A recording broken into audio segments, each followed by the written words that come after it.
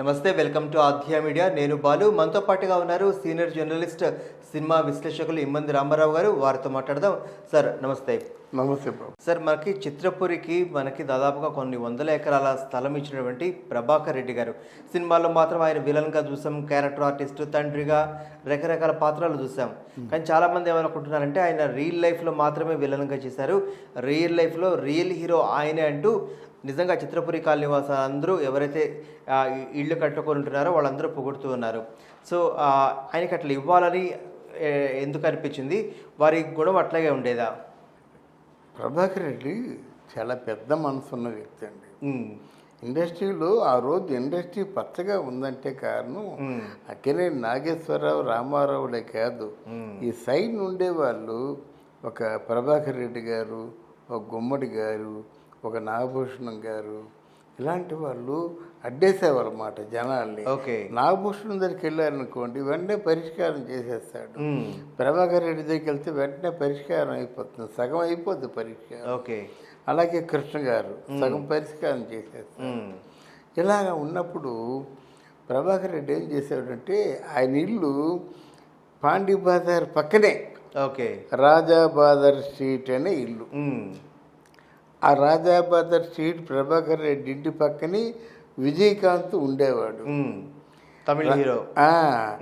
మేము జర్నలిస్టులుగా ఉన్నప్పుడు సరిగ్గా మంచి టైం, భోజనం టైం వచ్చినట్టయితే ప్రభాకర్ రెడ్డి గారి ఇంటికి వెళ్ళిపోతే గెస్టులకి ఓ భోజనం ఉంటుంది, ఓ 25 మందికి, ఒక 50 మందికి. మామూలుగా రుచులతో భోజనం కాదు కానీ సాంబార్ అన్నంతో భోజనం ఉంటుంది, కూర ఏదో ఉంటుంది. బాగా నువ్వెవరు ఎందుకు వచ్చావని కాదు, నేను జర్నలిస్ట్ని, ప్రెస్ అంటే పెట్టేస్తారు. లేదా నీ ప్రభాకర్ రెడ్డిని చూడడానికి వస్తారనే పెడతారన్నమాట.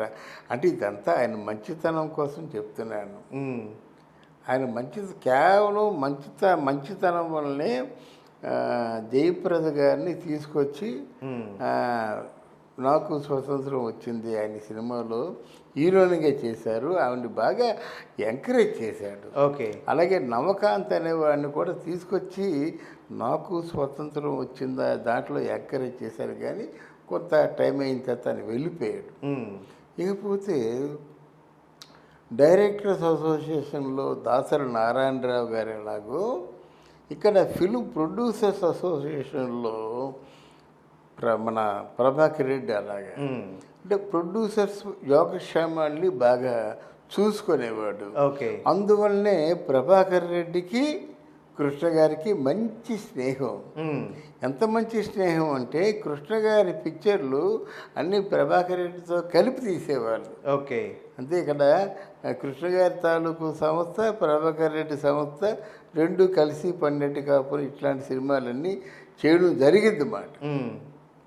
ఇది ఎలాగుంటే ముఖ్యంగా ప్రభాకర్ రెడ్డి గారిలో ఉన్నటువంటి కోణం ఏంటంటే, వీళ్ళందరికీ కూడా అంటే సన్నకారు టెక్నీషియన్స్కి, సన్నకారు నటీనటులకి వాళ్ళు ఏం చేస్తారు, వాళ్ళకి డబుల్ బెడ్రూమ్ ఇల్లు అంటే ఒక గగనం కదా, త్రిబుల్ బెడ్రూమ్ రూమ్ ఇల్లు అంటే వాళ్ళు లైఫ్ టైం అంబిషన్ కదా.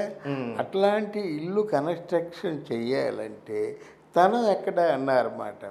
అదిగో ఇదిగో అదిగో ఇదిగో అని చెప్పేసి జయలలిత వరకు కూడా ఇచ్చేదేమో అంటే వాళ్ళకి అప్పటికే ఒక భావం ఏర్పడింది.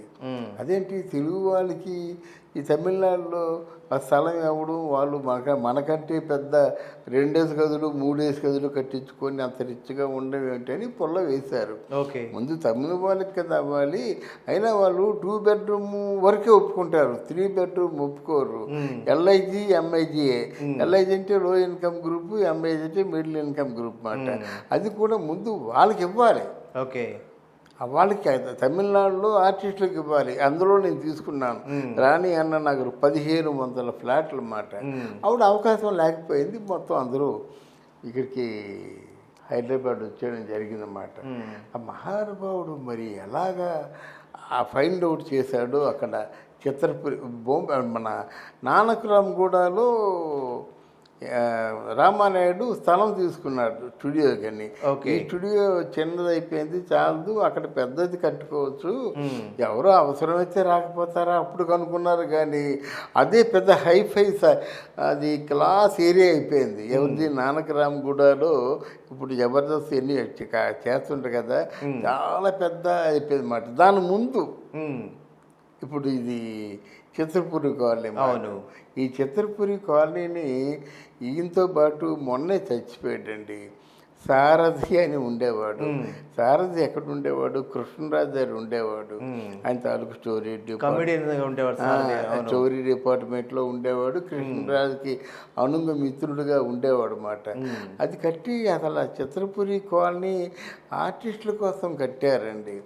కానీ మసిబూసి మారేడికాయం చేసి అది ఇప్పుడు ఎన్ఆర్ఐసే ఉంటున్నారు. 3 బెడ్రూమ్ కూర్చున్నారు అక్కడ. 3 బెడ్రూమ్ ఇల్లు 50,000 కొనుక్కుంది, 1,50,00,000.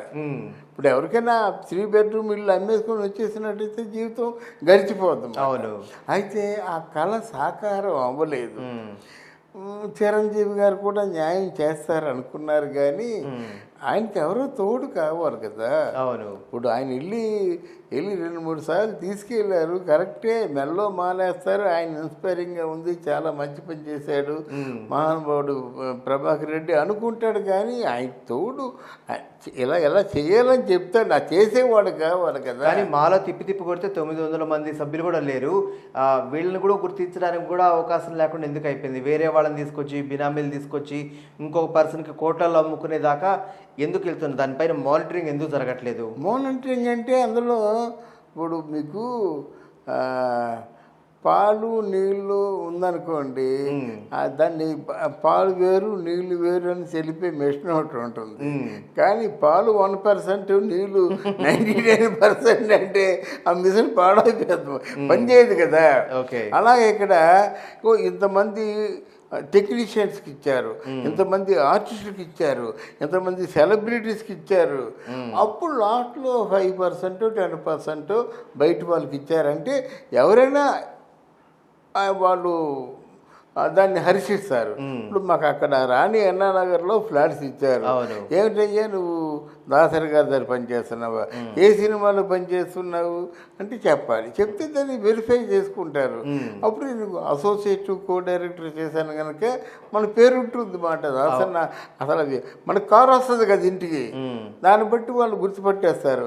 ఇంటికి కారు వస్తుందంటే అసోసియేట్ డైరెక్టర్కే కారు వస్తుంది, అలా పెడతారన్నమాట. ఇక్కడ అలా కాదు, ఎవరి చేతుల్లో పెట్టారో, ఎవరు దాన్ని తర్జుమా చేశారో, ఎవరు దాన్ని తారుమారు చేశారో మనం చెప్పలేము, చెప్పడానికి అవకాశాలు లేవు మాట. అలా అయిపోయింది. ఇది ప్రభాకర్ రెడ్డి గారి పుణ్యం మాట. ఎన్ని వందల కోట్ల రూపాయలు ప్రాపర్టీ అయిపోయింది చెప్పండి ఈరోజు. అది నిజంగా ప్రభాకర్ రెడ్డి గారు ఉంటే ఇలా జరగదు. అది చాలా దాని వాల్యూ తగ్గిస్తాడు. ఒక 50,000, 60,000 మొత్తం ₹1,00,000 లోపునే పెడతాడు. అందరికీ అందుబాటులో ఉండేలా పెడతాడు. అందుబాటులో లేకపోతే బ్యాంకుల నుంచి లోన్ వచ్చేలా పెడతాడు. ఇది 10 లక్షలు ఉన్నాయా, మిగతా 60 లక్షలు 50 లక్షలు లోన్ పెడతారన్నమాట. అది ఇచ్చుకున్నట్టు ఇచ్చేసుకుంటే వాడు సెటిల్ అయిపోతుంది. అది లేదు. అంటే ఈ ప్రభాకర్ రెడ్డి గురించి మీరు అడిగారు కనుక నేను చెప్తున్నాను. తర్వాత ఆర్టిస్ట్గా కూడా చాలా మంచి ఆర్టిస్ట్ అండి. ప్రభాకర్ రెడ్డి చాలా మంచి ఆర్టిస్టు. ఆయనకి కనుముక్కు తీరు చాలా మంచిది. గడ్డం కానీ కనుముక్కు తీరు కానీ మేకప్ వేస్తే చాలా అందంగా ఉంటాడు. అది ఎవరితో గొడవ పడ్డు, రామారావు గారితో గొడవ పడ్డాడు అన్నా సరే, మీ సిద్ధాంతాలు వేరు, మా సిద్ధాంతాలు వేరు, మీ పార్టీ ఆలోచనలు వేరు, మా పార్టీ ఆలోచనలు వేరని ధైర్యంగా చెప్పగలిగిన వ్యక్తి ఎవరున్నారంటే ఒక ప్రభాకర్ రెడ్డి. ఆ రోజు కృష్ణుని కాపాడిన వాడు కూడా ప్రభాకర్ రెడ్డి. మండలాశేషుడు ఇవన్నీ సినిమాలు ప్రభాకర్ రెడ్డి చేశాడంటే ఆ ధైర్యంగా ఉండేవాడు. ఒకటి. రెండోది ఏంటంటే మొత్తం యంగ్స్టర్స్కి కానీ సినిమా ఫీల్డ్కి కానీ ఎంతో కొండంత అండండి. మళ్ళీ ప్రభాకర్ రెడ్డి పోయిన తర్వాత మళ్ళీ అట్లాంటి వ్యక్తులు ఎవరు మనకి తారసపడలేదు కదా. మొన్న వాళ్ళు 3 కూతురులతో సంపాదించుకుని వెళ్తారు తప్పిస్తే ఇట్లా దానం చేసేవాళ్ళు ఎవరు లేరు. అంటే ఇతరుల గురించి ఆలోచించే వాళ్ళు ఎవరున్నారు. కానీ 3 కూతుర్లు చెప్పారు. ఏమైనా సరే చిత్ర పరిశ్రమ చిత్రపూరి కారుని ఎన్నాళ్ళకైనా ఆ ప్రభాకర్ రెడ్డి గారి తాలూకు రుణం తీర్చుకోలేదని చెప్పదలుచుకున్నాను. థ్యాంక్ యూ అండి. నమస్తే, థ్యాంక్ యూ.